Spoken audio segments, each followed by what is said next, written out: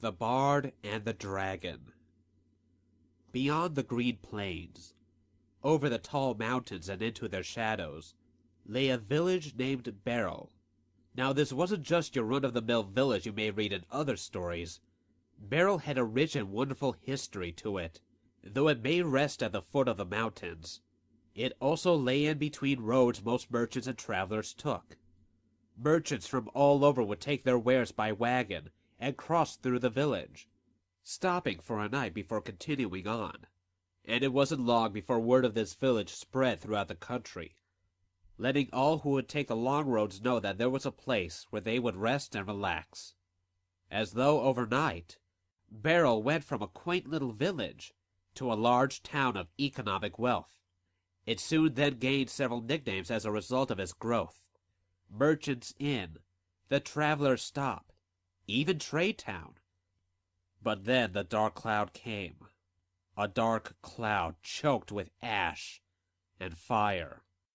Dragons always had a thing for gold, or so the legends go. One day the winds changed, and a terrible darkness covered the town of Beryl, covering everything in burning ash. The fire was quick to take what it wanted. Buildings, people, no one and nothing was spared from its ire. There were many descriptions of the creature, many contradicting, but there was always one similarity they all had. From the tip of its tail to the top of its snout, it was covered in the same fire that consumed the town. A terrible fire that never went out, that never lost heat. The dragon flew to the highest top of the tallest mountain, and with a mighty bellow, it spoke. I am Dorman Mal, the unending rage, and I claim this land, this town, and its people as mine. Should any seek to leave this darkened land, their lives are forfeit, and their flesh and bones shall burn in my anger. Bring your heroes, rally your champions. They will fall to my might. And with that, the dragon then flew into the mountain, his path made by the fire wrapped around his body, the stone melting away as though bowing his head to the master. And the dragon was never seen again, but he was heard. His roars caused avalanches that blocked many of the roads into and out of the mountain paths. No one ever tried to leave. Be it the threat of the dragon, or the threat of despair, no soul made any effort to leave the forsaken town of Beryl. The dragon's domain was absolute, and his reign terrible. 3 years have passed since that time, and the people of Beryl were either dead, dying, or wishing they were one of the two. Despair had taken over their lives, and dictated how they lived. All but one. A young bard of 13 lived in that town, and lived to see the dragon's coming. He would take his lute and walk through the town, playing whatever song that came from his fingers. And those who heard his songs would raise their heads a little more, and a spark would seem to come from their eyes, for only a little moment. But it wasn't enough. "Utel," an old voice called out to the young bard from across the street. Utel looked, and saw a man bent over with old age, a walking stick held firmly in his hand, the only thing probably keeping him up. "Mayor Stahl, what song shall I play for you? Perhaps a quick little number to get your feet moving?" "Utel, you and I need to talk." Stahl motioned for Utel to follow him. The two of them continued to walk down the street, past the houses with people who never looked out the windows. "Utel, you need to stop this. All you're doing is prolonging the inevitable." "What do you mean?" "Ever since that monster came, we have never had a day where we can look forward to the tomorrow that follows. In the past 3 years, these people have lost all will to see that tomorrow come, and so some have taken measures in their own hands. Yes, sir. I know. I know it hurts that your mother was one of them. And I know why you do what you do. You play your lute to make sure no one else does the same. You make sure that no one else loses their mother to despair. But Utel, dragons have long lifespans. Some even wonder if they aren't immortal. Do you think that you and this town will live long enough to see the dragon's demise? Our food stores are nearly depleted. Our farm animals are weak and dying. The fields choked with ash. This town, for all intents and purposes, is dead. Its people are dead or dying, and hope isn't here. Stahl stopped and looked at Utel. His eyes were sad and serious. A week from now it will be the 30th anniversary of this town's construction, and it will be on that day that we all end it. What? You heard me. We can't keep living like this. So, and we all agreed on this, we will end it all.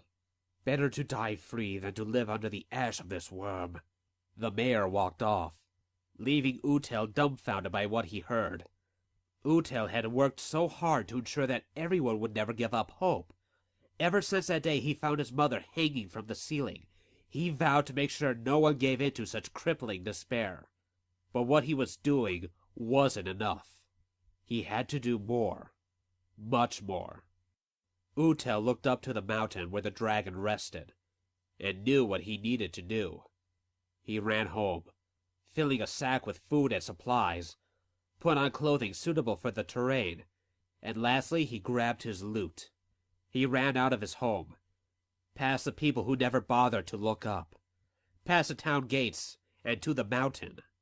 He ran to the dragon's home. The mountain climb was steep and treacherous. Many times did Utel lose his footing to a loose rock and almost fall. But he eventually made it, to the mouth of the cave the dragon made 3 years ago. The stone outside the mountain was jagged and rough, but the stone inside was smooth and without flaw. Utel put down his sack and pulled out a lantern and some flint and tinder. Lighting the tinder, he then walked into the cave. He didn't know how long he walked through the tunnel, but it was longer than he thought.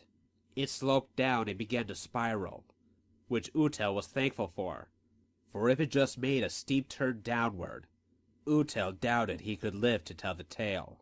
And so he walked, and walked, and walked. For how long he didn't know.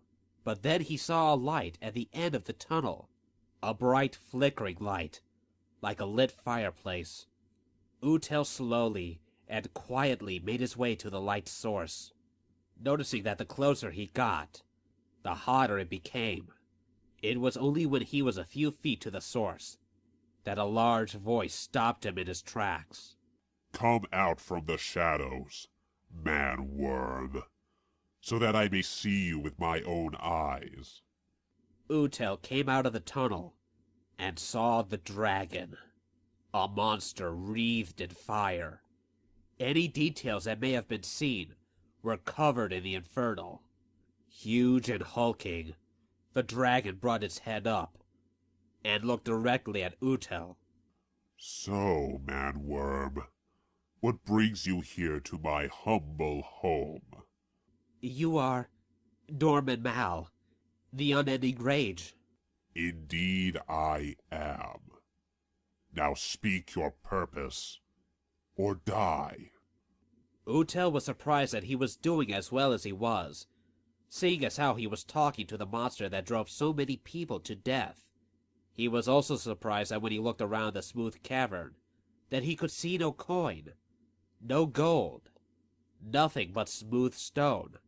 He was told that dragons always had a treasure hoard, yet this one had none. I have many questions, such as why you plague my town, and also why you have no hoard to rest your head on. As Utel was about to speak again, the dragon started to chuckle.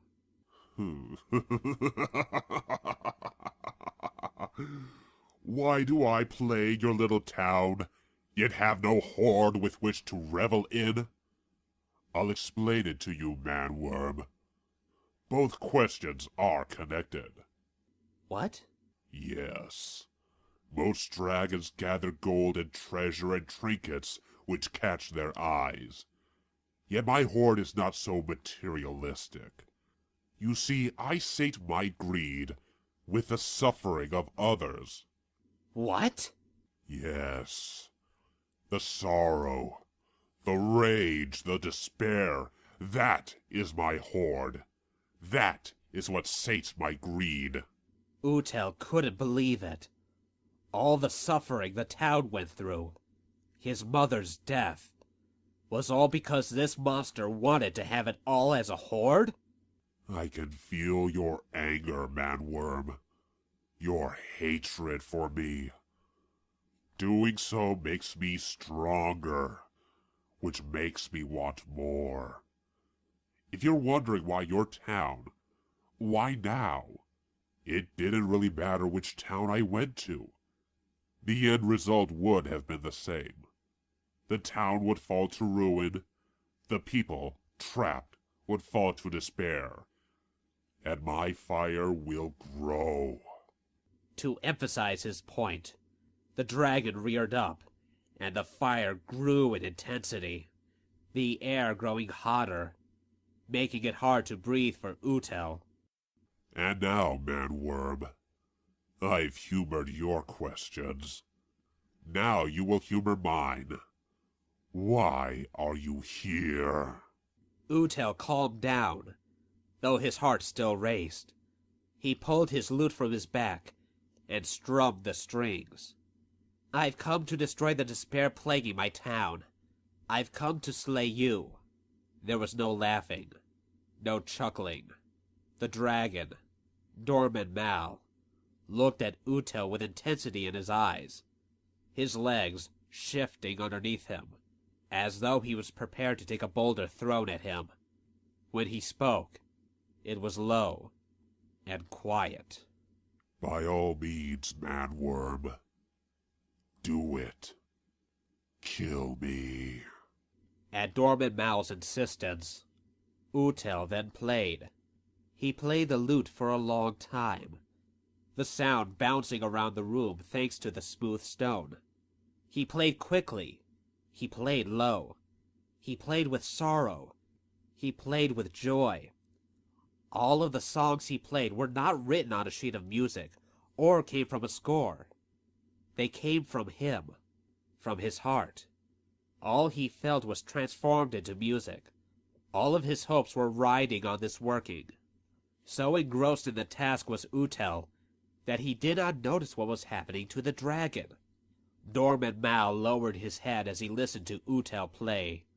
He looked at first with intense rage, but then his expression softened as the music filled his head.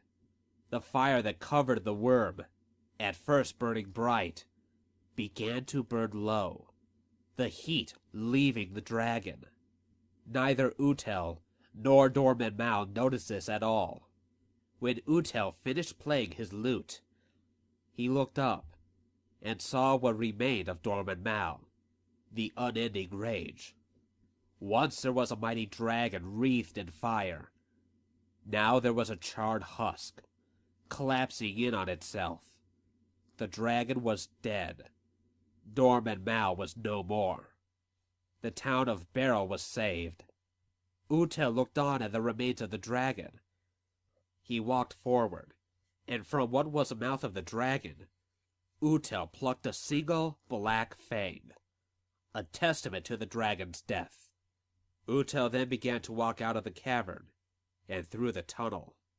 As he walked, he played a song on his lute, the music moving his hands of its own accord. He walked out of the tunnel and down the mountain, still singing to let all in his town know, the dragon is dead.